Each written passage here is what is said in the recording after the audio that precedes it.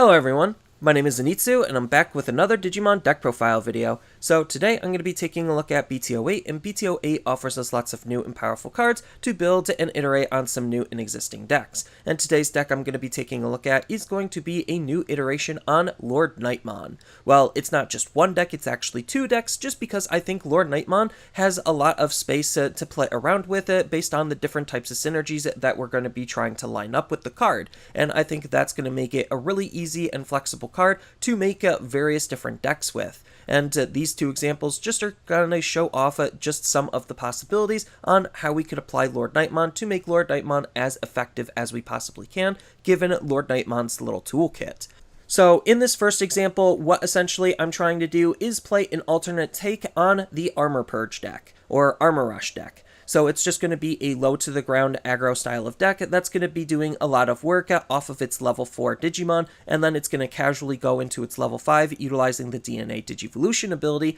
just because we have easy access at that because we're already playing multiple different colors, and we're going to round things out by going into some decent level 6s, and the main level 6 we want to go into is going to be LordKnightmon, so that way we could play our level 3 Digimon for free to easily digivolve them into a level 4 Digimon, and our level 4 Digimon all having the Armor Purge ability makes it so that they're going to at least have a higher chance of sticking around, which LordKnightmon wants for its secondary ability to boost itself anyway. So that's kind of how everything is feeding into itself, all thanks to what LordKnightmon is doing and the new cards in BT08. So, going over the deck really quickly, starting off with the Digitama, I'm going to be running 4 copies of Upamon. So, Upamon is still just the best Digitama that we have, acting as a really solid card draw engine in our Digitama slot. And then the 5th Digitama, if you even want to run one, could be anything you feel like you want to use. I'm just going to be running 1 copy of Frimon just to help with some early game DP boosting. Next, on to the level 3s, I'm going to be running 4 copies of Kotemon. So Kotemon actually is a pretty good card for this deck, acting as one of the main search tools that we're going to be incorporating, just because we get a look at the top 5 cards, pick up to 2 yellow Digimon, and they're going to be Digimon with either Warrior and or Holy Warrior in their traits from among them into our hand, which we have a lot more Holy Warriors thanks to the Golden Armor Digimon. Then our secondary search tool for the deck is going to be 4 copies of Armadillomon. So this version of Armadillomon is looking for our 2-color Digimon. It's only looking at the top 4, but we have a whole bunch of 2-color Digimon and 2-color cards in yellow that we can grab off of Armadillomon.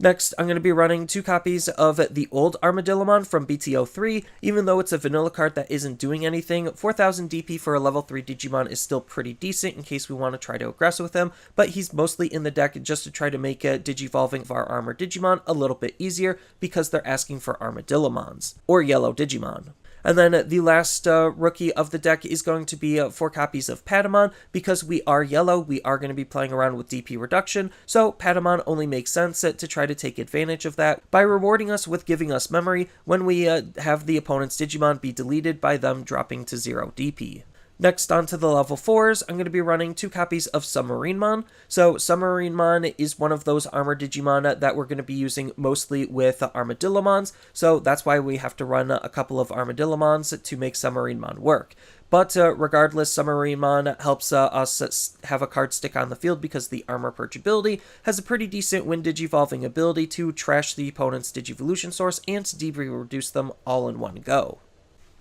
Next, I'm going to be running 2 copies of Digmon for very similar reasons why we're going to be running Submarimon. Even though he doesn't natively digivolve off of yellow Digimon, we could still use him in the deck just because he could digivolve off of Armadillomon. And then on top of that, he has the Armor Purge ability because, you know, this is an Armor Rush deck, and he has a nice when attacking ability to minus 3000 DP on one of the opponent's suspended Digimon, which could combo with one of our other cards, but even if the opponent just has suspended Digimon, it's still just a good card to help continue with the DP reduction.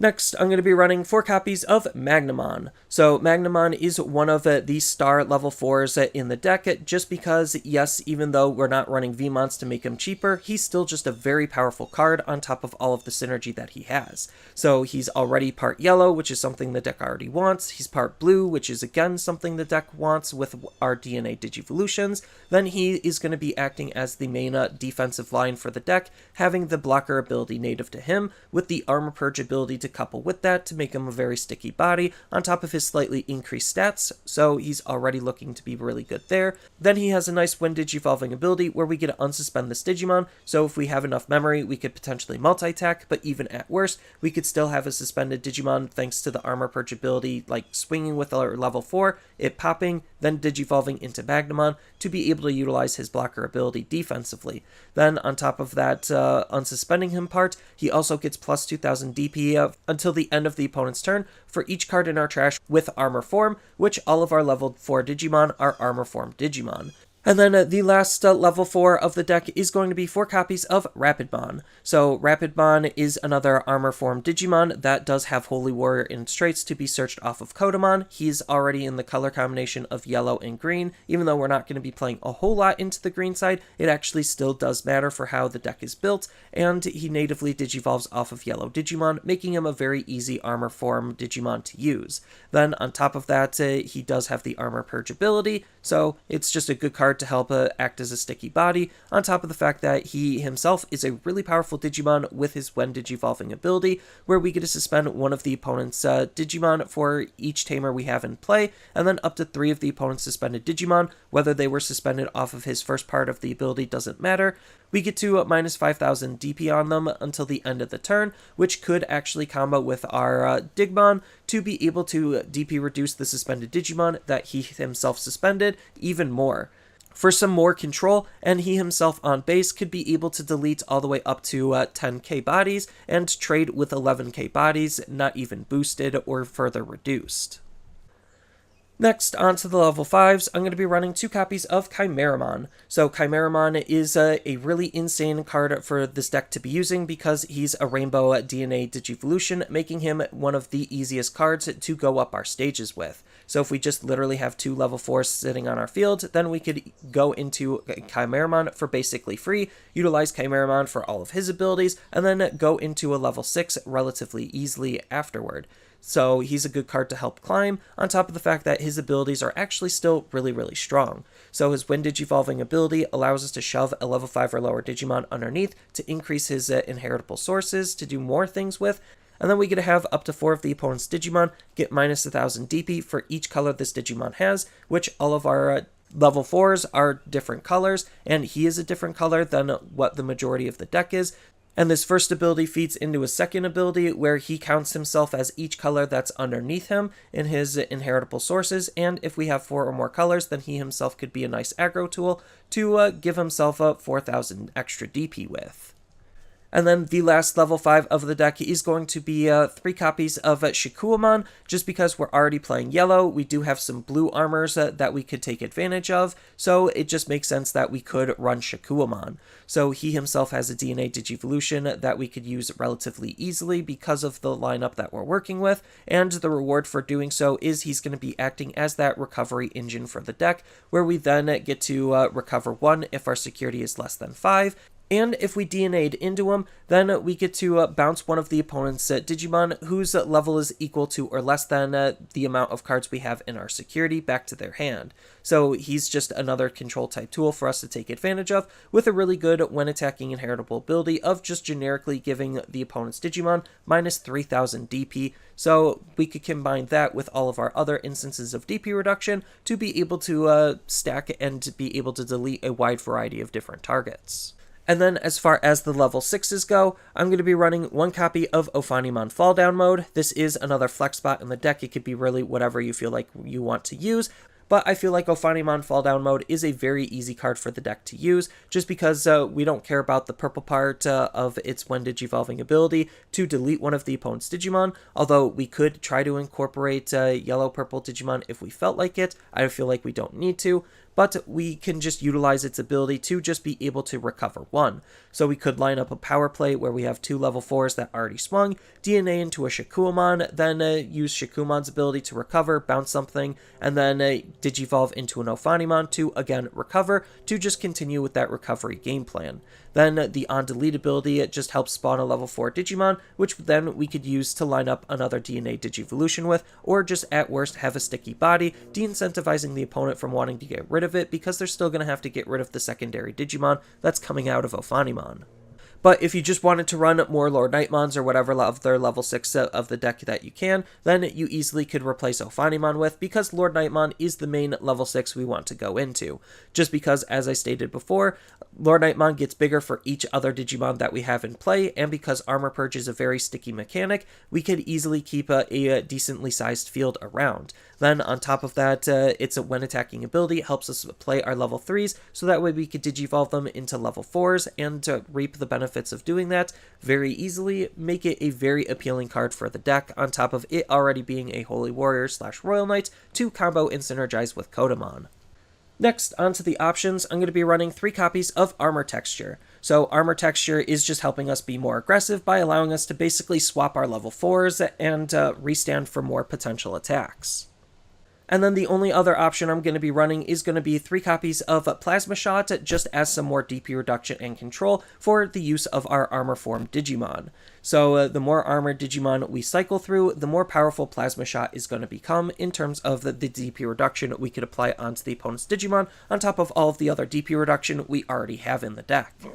Then, as far as Tamers go, I'm going to be running 2 copies of Davis and Ken. So Davis and Ken is a fantastic tamer for this deck to use because it has combo synergy with our 2-color Digimon. So when we Digivolve into a 2-color Digimon, then we get to unsuspend it if it was already suspended, allowing us to be even more aggressive, but we still are also running blue and green Digimon in the deck, so we could still reap the benefits off of its potential memory gain. Then, as far as the mainstead memory fixing tamer, I'm going to be running 4 copies of TK, just for some extra consistency and to be able to always have our memory be set to 3. So its on-play ability also allows us to look into our security, pull out a yellow card from it, and then add it to our hand, and then recover. So it's just helping us find the parts and pieces that we need in various other places. And then the last tamer of the deck is going to be 4 copies of Cody. So Cody helps DP reduce for us utilizing our 2-color Digimon, on top of it having the ability to help manage our memory even better and give us more memory to work with for us literally having yellow Digimon. So it's just a very easy and powerful card to synergize with the deck. Then, as far as the deck as a whole, the reason why we're running so many Tamers is to better support Rapidmon, and if you want to change and customize the deck to incorporate a little bit of hybrids, just because we are running a lot of Tamers already, then you could easily take out one of these 2 to play something like 2 Kazemon or Zephyrmons with. So there's still just a lot of customization and flexibility on what you could possibly do with this type of core and concept.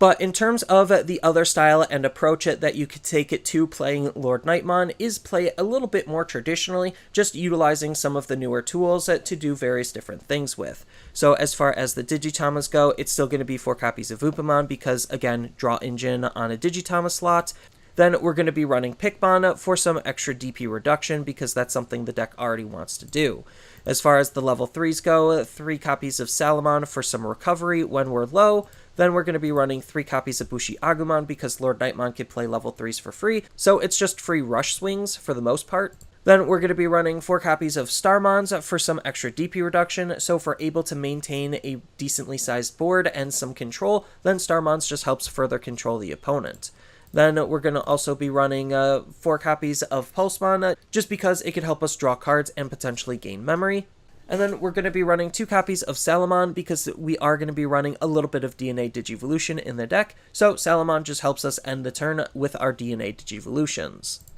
And then as far as the level 4s go, I'm still going to be running 3 copies of Teruimon just because the Evo for 1 in 6000 DP is still relatively appealing to be able to go up the stages with as quickly and efficiently as we possibly can. And for that similar reason, I'm also going to be running 2 copies of Pidomon just because he's doing almost the same thing as Teruimon. He just has the addition of being a blocker at the same time. Then I'm going to be running 4 copies of Gladimon. So Gladimon seems to be a really awkward choice, but we still are running some Knight Synergy and Holy Warriors to try to utilize Gladimon as effectively as we possibly can, but he's mostly in the deck just because he could be played for free off of our LordKnightmon to line up an easy Jagras play.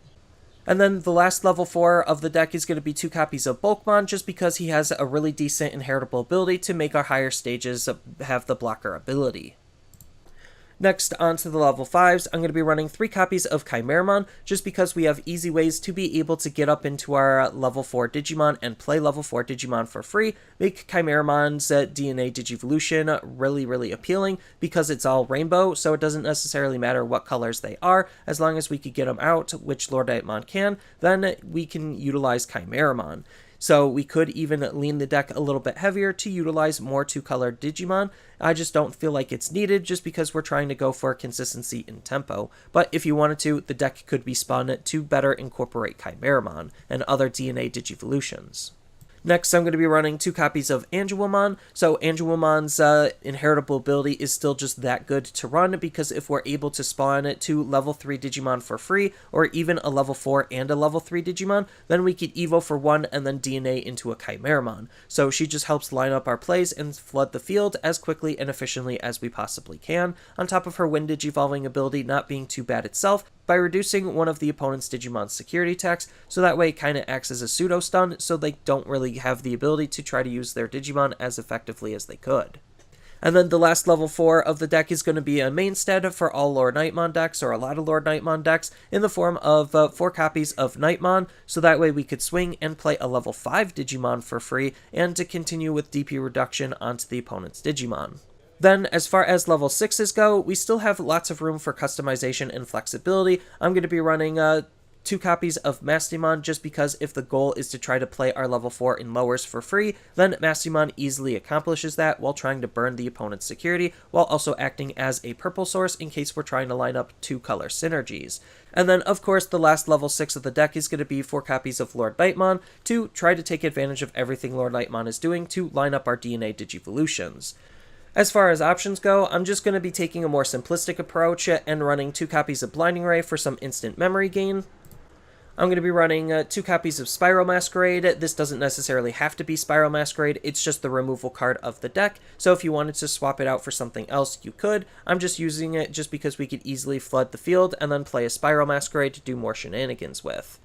And then 1 copy of Reinforced Memory Boost, just because it's limited to 1, and it's still a really good card at helping rig our security while gaining us some extra memory at a later turn. And then to round out our Tamer slots, I'm just going to be running 3 copies of TK, just because TK is going to be that memory-fixing Tamer to always make sure our memory's at 3, so we can make our plays as effective and efficient as we possibly can, while acting as a good digging tool to look at our security and pull a yellow card out from it, and then recover and replace that card, so it gives us information on what's in our security, and the ability to start pulling from our security to help with the consistency. And then there's still just a whole bunch of room for customization and flexibility depending on the style and type of approach that you're trying to take the deck in. And I do think that makes LordKnightmon a really fun card to play around, just because of all of those different possibilities. Not all of those possibilities are going to be meta competitive, but they're still going to be really fun, and they're still going to do their own level of different powerful things depending on the approach that you're taking.